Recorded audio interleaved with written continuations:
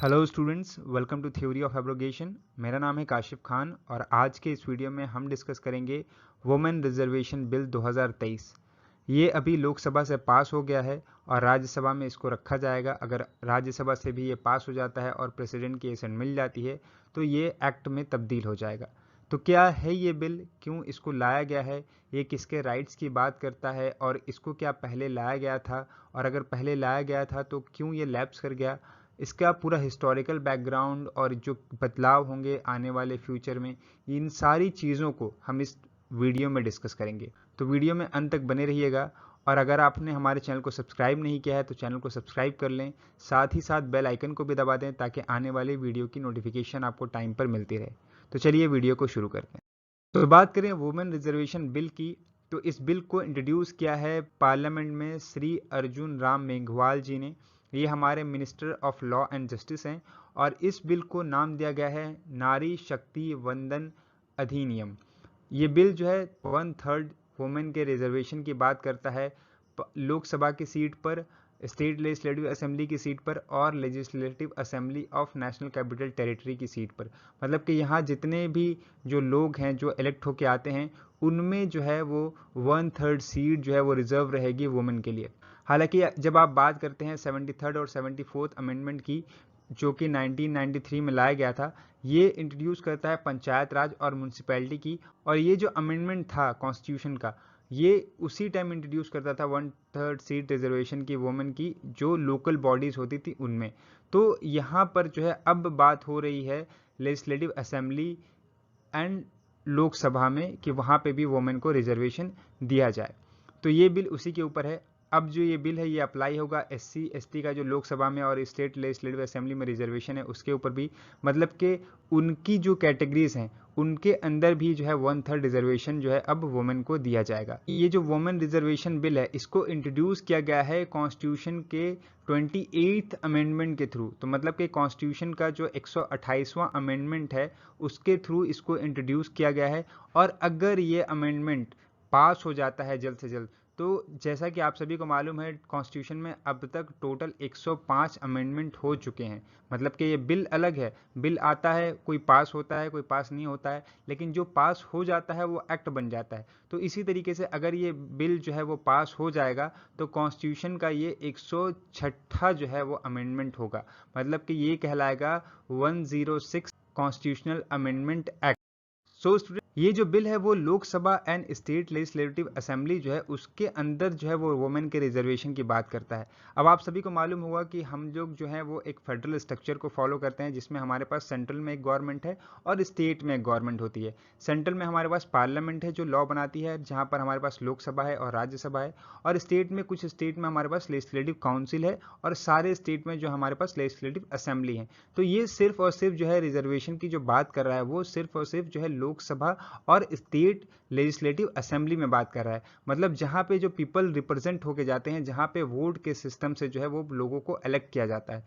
तो अभी फिलहाल जो है इस बिल को जो है वो लोकसभा में पास कर दिया गया है 454/2 की मेजोरिटी के साथ। मतलब कि यहाँ पे सिर्फ 2 लोग ऐसे थे जिन्होंने इस बिल के अपोज में वोट किया, बाकी सारे लोग जितने भी प्रेजेंट थे उन्होंने इसके फेवर में वोट किया। अब हम यहाँ पे जो लोकसभा है उसमें वुमेन की स्ट्रेंथ की बात करें तो अभी जो 17वीं लोकसभा हुई थी, मतलब कि 2019 का जो इलेक्शन हुआ था उसके बाद जो लोकसभा कॉन्स्टिट्यूट हुई थी उसमें टोटल वुमेन की सीट अभी जो है वो है 15%। मतलब कि टोटल जो है 15% लोग जो है यहाँ पर हैं, जितने भी टोटल मेंबर हैं उनमें से। और वहीं बात करें हम एवरेज की, स्टेट लेजिस्लेटिव असेंबली में एवरेज वुमेन की जो परसेंटेज अभी है वो है 9%। तो ये जो परसेंटेज है 15 और 9 जो रिप्रेजेंटेशन है, जो इतनी वुमेन्स हैं, ये बढ़ के जो है वो 33% हो जाएंगी, क्योंकि जो है अब सीटें रिजर्व कर दी जाएंगी उनके लिए। ये सीटें यहाँ पे रिजर्व नहीं है, ये इलेक्ट होके आई हैं, वो मतलब वो खड़ी हुई, वो जीती और आ गई। अब क्या होगा कि उनके लिए सीटें जो है वो रिजर्व की जाएंगी और उन सीटों से रिजर्व होके वो आएंगी। तो यहाँ पे जो स्ट्रेंथ है वो दोनों जगह पे वो 33% हो जाएगी। तो जो वुमेन रिप्रेजेंटेशन है अभी के टाइम में हमारे पार्लियामेंट में, उसको इस चार्ट से हम समझ सकते हैं। आप यहाँ पे देख सकते हैं एनडीटीवी की तरफ से ये चार्ट को क्रिएट किया गया है। यहाँ पर वुमेन की परसेंटेज देखें तो 15.2% है टोटल लोकसभा में। करंट स्ट्रेंथ अभी जो है 539 है, जिसमें से टोटल 82 वुमेन्स MP हैं लोकसभा में। वहीं राज्यसभा की बात करें तो टोटल 31 जो है वोमेन एमपी हैं, जो कि 13% होती है टोटल स्ट्रेंथ की, जो कि है अभी 239। तो यहाँ पे आप देख सकते हैं कि ये जो स्ट्रेंथ लोकसभा की हम बात करें, लोकसभा की जो स्ट्रेंथ है वो बढ़ के यहाँ पे 33% हो जाएगी, क्योंकि फिर ये जो लॉ है जब आएगा तो वहाँ पे सीट जो है वो रिजर्व कर दी जाएंगी वोमेन के लिए, क्योंकि वहाँ से सिर्फ और सिर्फ वोमेन ही फिर इलेक्शन कंटेस्ट करेंगी।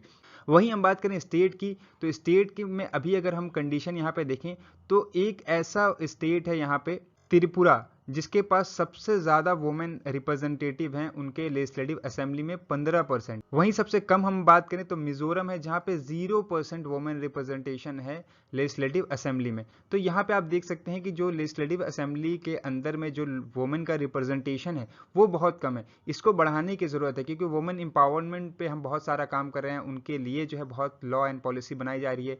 तो उनका अगर रिप्रेजेंटेशन पार्लियामेंट में नहीं होगा तो उनके फेवर में भी कोई बोलने के लिए नहीं रहेगा। वो मेन जो है उतनी ज़्यादा नहीं बात कर पाएंगी जितना वुमेन जो है अपने राइट्स के लिए बात कर पाएंगी। तो इसलिए जो है उनका रिप्रेजेंटेशन होना बहुत ज़रूरी है, इसलिए इस लॉ को यहाँ पर लाया गया है।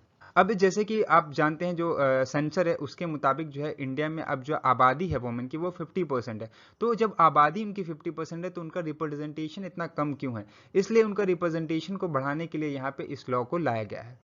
अब यहाँ पे एक चीज आपको समझनी होगी कि अगर ये लॉ आता है तो क्या क्या चीजें अमेंड करनी पड़ेगी। हालांकि ये कॉन्स्टिट्यूशनल अमेंडमेंट है, तो इसके बाद ये एक तरह से कॉन्स्टिट्यूशनल अमेंडमेंट की तरह जो है वो ऐड होगा, हमारे संविधान में इसको ऐड किया जाएगा।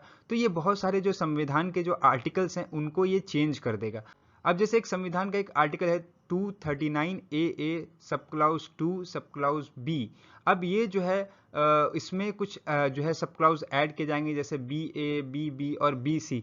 ये जो क्लाउज है ये बात करते हैं वुमेन के रिजर्वेशन की legislative assembly of NCT of Delhi में। मतलब कि जो भी लेजिस्लेटिव असेंबली हैं दिल्ली की, उसमें जो है 33% वुमेन का रिजर्वेशन होगा। वो जनरल कैटेगरी में भी होगा और SC ST कैटेगरी में भी होगा। सेम चीज़ यहाँ पर जो 330 आर्टिकल है उसमें एक आर्टिकल नया ऐड किया जाएगा 330A, जो कि बात करता है वुमेन रिजर्वेशन की हाउस ऑफ पीपल मतलब के लोकसभा में। उसके बाद आता है आर्टिकल 332 332, जिसमें ऐड होगा 332A, जो कि बात करेगा वुमेन की सीट के रिजर्वेशन की in the legislative assembly of state. अब जैसे कि आपको पता होगा कि हमारा जो पार्लियामेंट सिस्टम है वहां पे 3 कैटेगरी के जो लोग हैं वो जाते हैं। पहला आपका जनरल कैटेगरी के लोग, दूसरा SC कैटेगरी के लोग और तीसरा ST कैटेगरी के लोग। मतलब इन्हीं का जो है एक तरह से जो है वो जनरल कैटेगरी तो नॉर्मल है इनका, लेकिन SC ST का रिजर्वेशन हमने दे रखा है। तो इनका यहाँ पे जब ये लॉ आ जाएगा तो ये लॉ जो है वो SC में भी जो है 33% रिजर्वेशन यहाँ पर देगा, और यहाँ पे SC में जो है वो भी 33% रिजर्वेशन देगा। मतलब होल टोटल जो है हम as a category general category में रिजर्वेशन दे भी रहे हैं, उसके बाद जो कैटेगरी है उसके अंदर भी जो है हम 33% का यहाँ पे रिजर्वेशन देंगे। तो एज ए होल जो है यहाँ पे अगर आप देखें तो जितनी भी स्ट्रेंथ होगी पार्लियामेंट की, जैसे 550 की टोटल स्ट्रेंथ है, लेकिन अभी जो है वो 543 या फिर उससे कम कभी हो जाती है 539। तो यहाँ पर जो है वो जितनी भी स्ट्रेंथ होगी उनमें 33% रिजर्वेशन जो है वो वुमेन का होगा। 33% वुमेन जो है वहाँ पे वो चुन के जाएंगी। स्टूडेंट्स, ऐसा नहीं है कि ये बिल पहली बार जो है पार्लियामेंट में इंट्रोड्यूस किया गया है। इसके पीछे एक हिस्ट्री है कि इस बिल को बहुत बार जो है इंट्रोड्यूस किया गया है। 1996 में, 1998 में और 1999 में इसको लोकसभा में इंट्रोड्यूस किया गया। वहीं 2008 में जब कॉन्स्टिट्यूशन का 108वां अमेंडमेंट बिल आया था तो इसको जो है वो राज्यसभा में इंट्रोड्यूस किया गया। फिर स्टैंडिंग कमेटी के पास इसको भेजा गया, स्टैंडिंग कमेटी ने अपनी रिपोर्ट भेजी और उसके बाद ये बिल राज्यसभा से पास भी हो गया। लेकिन जो है ये बिल लोकसभा में फिर पहुंचा नहीं, वहां से ये पास नहीं हो पाया। इसलिए जब लोकसभा 2014 में खत्म हुई और न्यू गवर्नमेंट बनी तो ये बिल वहां पे भी लैप्स कर गया। उसी तरीके से जो 3 बिल हैं वो लोकसभा के डिसॉल्व होने की वजह से जो है लैप्स कर गए। और जैसा कि मैंने बताया 2008 का जो बिल था वो राज्यसभा में इंट्रोड्यूस हो गया था और वहां से पास भी हो गया था, लेकिन लैप्स कर गया क्योंकि लोकसभा जो है वो डिसॉल्व हो गई। जो 1996 का बिल था और जो 2008 का बिल था ये बहुत मेजर चेंजेस लेकर आता है। और इस जो 1996 का बिल था उसको जॉइंट कमेटी को एग्जामिन करने के लिए भेजा गया था पार्लियामेंट की, और वहीं जो 2008 का बिल था उसको स्टैंडिंग कमेटी के पास भेजा गया था कि वो उसको चेक करें और उसमें रिकमेंडेशन दें। और इन कमेटियों ने कुछ रिकमेंडेशन दिए भी थे, जैसे कि उन्होंने कहा था कि यहाँ पे जो वुमेन है बैकवर्ड क्लासेस की, मतलब कि अदर बैकवर्ड क्लासेस की, उनको भी जो है एक तरह से रिजर्वेशन दिया जाए। 15 साल का जो टाइम पीरियड है रिजर्वेशन का, जो एक तरह से लिमिटेशन लगाता है, उसको रिव्यू कर दिया जाए 15 साल के बाद, और वहाँ पर जो है एक रिव्यूइंग टाइम रखा जाए कि 15 साल के बाद अगर हमें ज़रूरत पड़ेगी, वुमेन का पर्टिकुलर रिप्रेजेंटेशन नहीं है, तो हम उसको बढ़ा सकते हैं। और यहाँ पे तीसरी बात ये कहता था कि जो राज्यसभा है और जो लेजिस्लेटिव काउंसिल कुछ स्टेट में है, उनमें भी जो है वो रिजर्वेशन की बात करी जाए, वहाँ पे भी 33% रिजर्वेशन दिया जाए। तो ये बहुत सारी चीज़ें रिकमेंडेशन थी कमेटी की, जो कि हालांकि जो है एक्सेप्ट कुछ की गई, कुछ नहीं की गई, और लेकिन जो है बिल क्योंकि दोनों सदन से पास नहीं हो पाया, तो इसलिए बिल जो है ये लैप्स कर गया। अब जो सबसे इंपॉर्टेंट बात जो चर्चा में है कि ये जो नया बिल है वो आएगा कब से, तो इसके कमेंसमेंट की बात कही गई है कि जो नया सेंसस होगा इस बिल के आने के बाद, उस सेंसस के हिसाब से जो डीलिमिटेशन लगाया जाएगा। अब डीलिमिटेशन का क्या मतलब है कि जो डीलिमिटेशन कमेटी होती है वो डिसाइड करती है कि कौन से यूएन असेंबली से जो है कितने रिप्रेजेंटेशन किस कैटेगरी से होंगे, तो वो डिसाइड करती हैं। तो ये जो है जब सेंसस होगा उसके बाद जो है कमेटी जो है वो एक डीलिमिटेशन बनाएगी, वुमेन डिसाइड करेगी कि किस एरिया से जो है वुमेन की सीट को रिजर्व रखा जाएगा।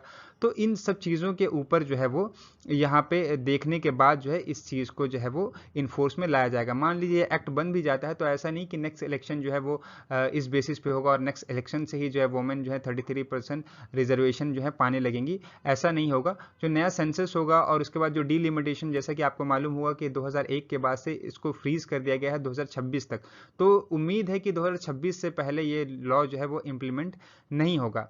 और ये रिजर्वेशन 15 साल तक के लिए अभी रखा गया है। 15 साल के बाद अगर ज़रूरत पड़ेगी तो फिर से इसको एक्सटेंड किया जाएगा, वरना 15 साल के बाद जो है ये रिजर्वेशन ख़त्म हो जाएगा। फिर वही रोटेशन की बात होती है कि यहाँ पर जो सीट रोटेशन की बात होती है, तो हर डीलिमिटेशन के बाद, मतलब सेंसर के बाद जो है डीलिमिटेशन होता है, तो हर डीलिमिटेशन के बाद जो है वो सीट रोटेट होगी। मतलब कि पहली अगर सीट इस बार वुमेन के लिए रिजर्व है, तो हो सकता है डीलिमिटेशन के बाद वो सीट वुमेन के लिए रिजर्वेशन ना हो, कोई दूसरी सीट जो है दूसरे जो है कॉन्स्टिट्यूएंट की सीट जो है वो वुमेन के लिए रिजर्व होगी। सो स्टूडेंट्स, आने वाला टाइम जो है वो बताएगा कि ये लॉ सही तरीके से इम्प्लीमेंट कब होगा, और क्या ये सही सही में जो है वुमेन को बहुत ज़्यादा फ़ायदा देगा, या इसके पीछे भी जो है वो बहुत पॉलिटिकल जो है वो दाव पेच हैं। तो ये सारी चीज़ें हम टाइम टू टाइम देखेंगे। तो ये थी आज की हमारी वीडियो। आई होप आपको ये वीडियो पसंद आई होगी। ऐसे ही इंपॉर्टेंट वीडियो पाने के लिए हमारे चैनल से जुड़े रहें। मिलते हैं इसी इंफॉर्मेटिव वीडियो के साथ, तब तक के लिए goodbye and have a great day.